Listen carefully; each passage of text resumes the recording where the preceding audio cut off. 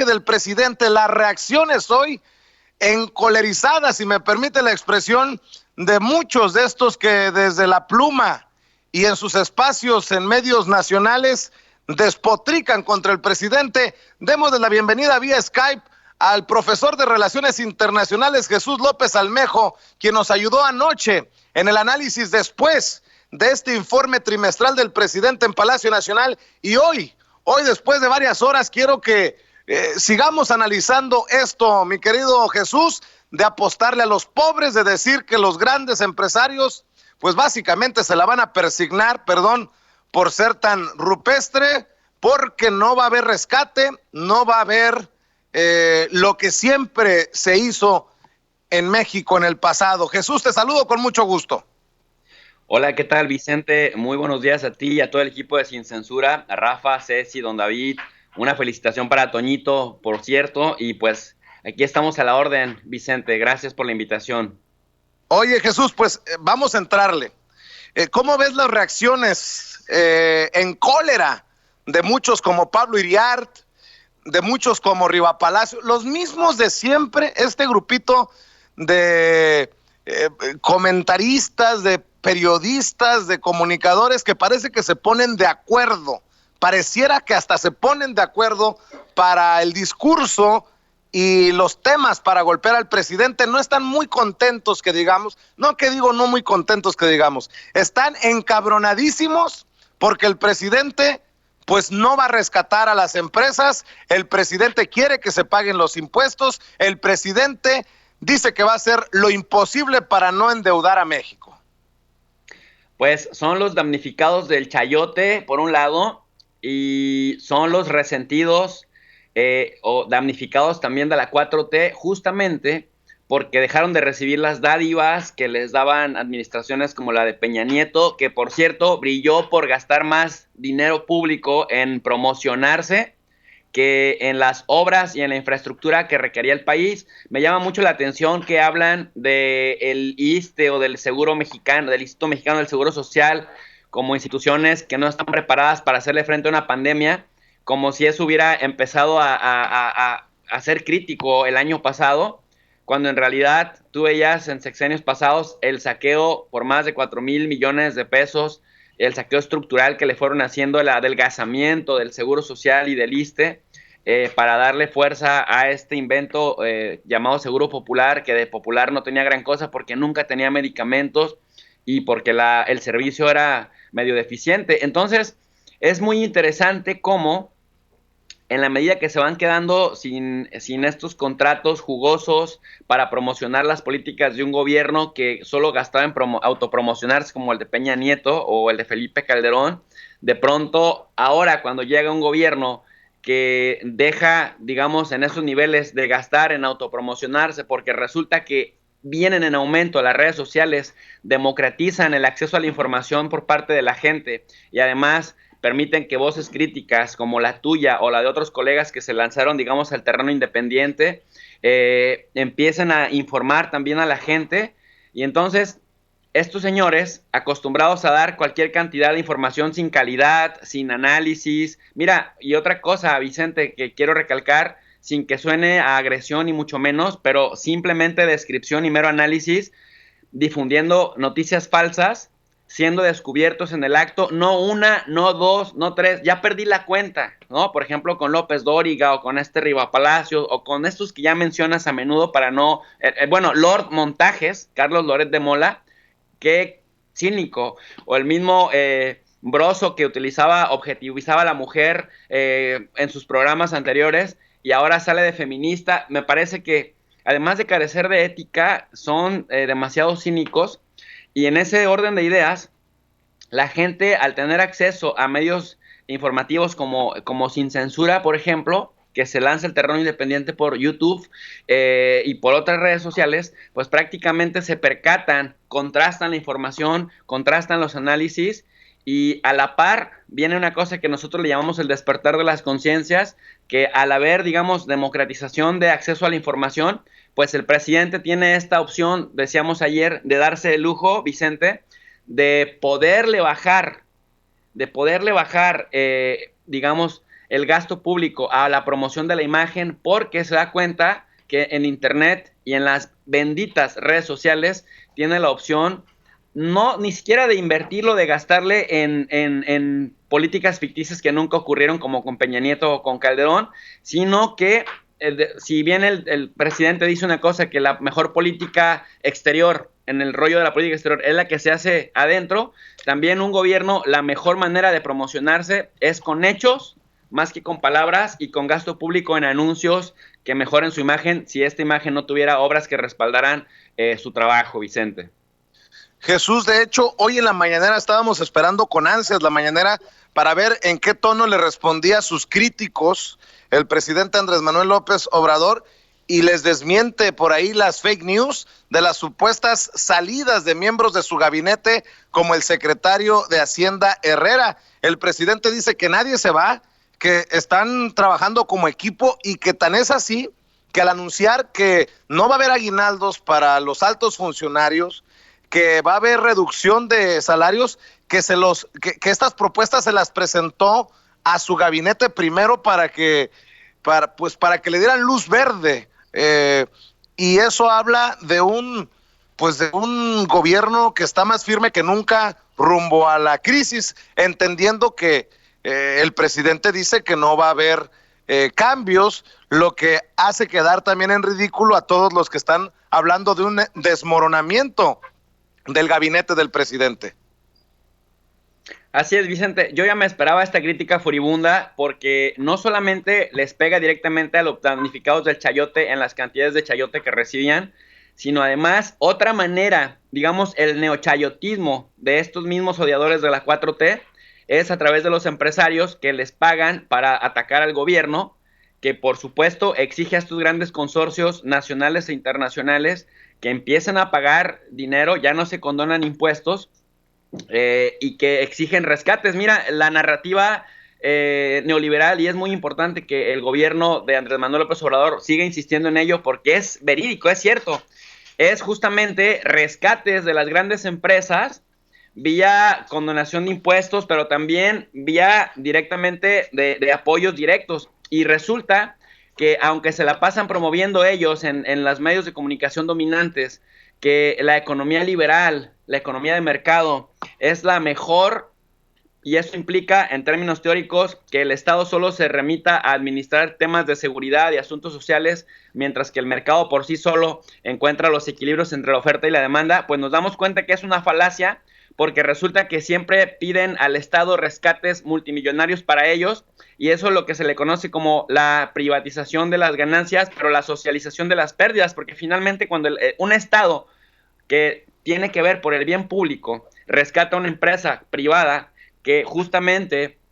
ve por intereses particulares, técnicamente termina rescatándola con el dinero de los mexicanos. El argumento que dan los chayoteros y los empresarios a los que sirven es que finalmente de ellos, y eso lo decía también el ex secretario de Economía Guajardo el día de ayer, cosa que me parece un poco nefasta, porque fueron gobierno, y cuando fueron gobierno dejaron a este país en las ruinas, y ahora que ya no son gobierno, le quieren decir al gobierno cómo hacer lo que ellos tampoco hicieron. Entonces dicen, es que es importante rescatar a los grandes empresarios para que a través de ellos generemos empleo, como si el empresario, Vicente, no tuviera como objetivo maximizar sus propias utilidades particulares y justamente rescatar, digamos, las grandes ganancias con el outsourcing, con el tratar de pagarle siempre el salario mínimo a la gente, a tratar de ampliar sus condiciones de trabajo, sin que necesariamente sean condiciones de trabajo de calidad. Entonces, pues lo que esta gente propone es seguir manteniendo estructuralmente el ensanchamiento entre ricos y pobres, y algo que les duele muchísimo y que sí le ha funcionado al presidente López Obrador es que justamente él con su... Primero, dice, la economía liberal no sirve, es una falacia que los mercados se autorregulan y se necesita intervención estatal. Esto, fíjate, Vicente, ya lo decía también, la economía neoclásica de la economía política internacional, que justamente la autorregulación del mercado era una falacia, y decíamos ayer, no sé si recuerdas, que no fue casual o no fue gratuito que el presidente López Obrador se refiriera a Franklin Delano Roosevelt como el mejor presidente de la historia de Estados Unidos, y lo dijo con todas sus letras, porque finalmente en este señor, en Roosevelt, cuando uno analiza ¿cuál fue, digamos, su modelo de inspiración económico para desarrollar Estados Unidos en un contexto de crisis? Pues fue el keynesianismo. John Maynard Keynes, o Keynes, como se le conoce en castellano, creía que la principal causa de la crisis era la baja demanda,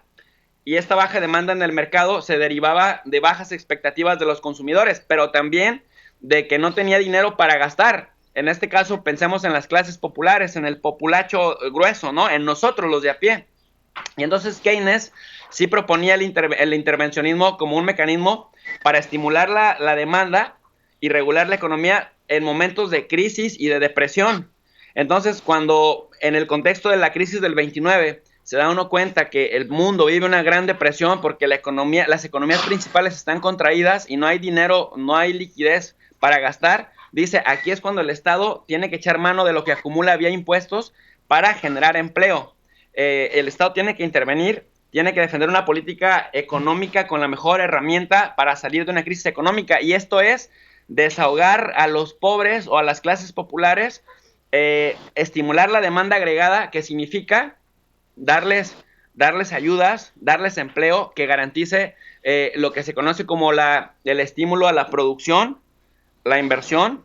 y el empleo, que va a garantizar nuevamente el alza de la demanda. Y entonces, nuevamente, con el alza de la demanda, pues quienes venden y quienes producen van a volver a tener ingresos porque la demanda finalmente de los consumidores aumenta. Y esto es lo que no terminan de entender. ¿Qué es lo que nos propone Andrés Manuel López Obrador, Vicente? Y con esto, digamos, cierro esta primera parte. Cuando dice que se reforme el artículo constitucional para dar pensiones a niños con discapacidad, adultos mayores, está pensando en que justamente estos, a los que la economía generalmente desprecia, porque además nuestras pensiones tradicionales son raquíticas, nuevamente tengan la capacidad, en buena medida, de poder, digamos, activar desde abajo las economías. Cuando anuncia ayudas para los estudiantes, cuando anuncia basificación de trabajadores, lo que nos está enseñando es justamente la aplicación del keynesianismo, pero también el nuevo trato de Roosevelt, pero en la realidad mexicana. Eso es básicamente lo que ya en modelos probados anteriormente en otros contextos históricos funcionó, y yo no veo por qué no tenga que funcionar en un contexto nuevamente de crisis que nos va a dejar el coronavirus.